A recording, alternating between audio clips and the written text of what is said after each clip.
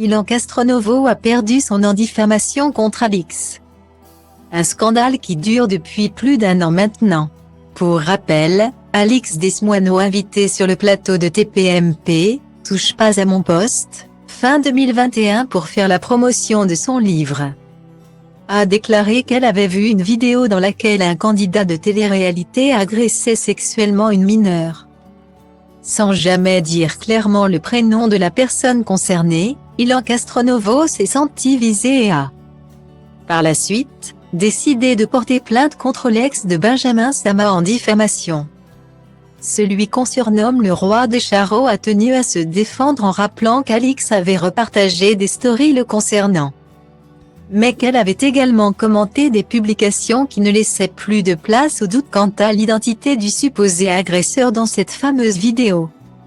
À l'heure actuelle, une chose est sûre, c'est que c'est bien Ilan qui est accusé d'être le protagoniste, lui-même étant déjà visé par 2 plaintes pour viol pour des faits commis en 2018. Ce vendredi 10 mars, la justice s'est enfin prononcée et a rendu son verdict sur le procès en diffamation opposant Ilan Castronovo et Alix Desmoineau, selon les stories Instagram de l'ex-Ilona Agos. Ainsi, le tribunal a rejeté ses demandes sur le simple fait qu'Alix n'a jamais prononcé le nom d'Ilan.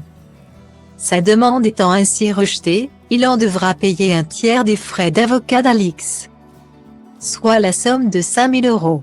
L'ex de Mila Jasmine n'a pas tardé à réagir, « Ma vie a été détruite.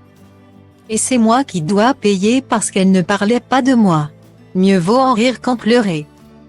Il précise néanmoins que les demandes d'indemnité d'Alix auraient elles aussi été rejetées, car jugées injustifiées. Il en conclut alors qu'il tiendra sa communauté au courant au cas où il décide de faire appel de la décision ou pas. Même si Alix ne s'est pas encore exprimée sur le sujet, on comprend que le tribunal a donné raison à cette dernière.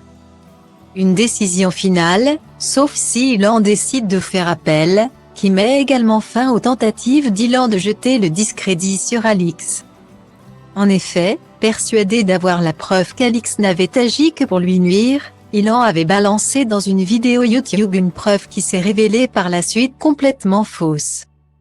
Il est important de préciser que ce procès n'a rien à voir avec le véritable procès accusant Ilan Castronovo de viol sur mineur suite à la vidéo compromettante qu'Alix aurait visionnée. Néanmoins, ce verdict devrait calmer les hostilités en attendant le véritable jugement que tout le monde attend qui répondrait enfin à la fameuse question, est-ce qu'Ilan Castronovo est coupable de ce dont on l'accuse ?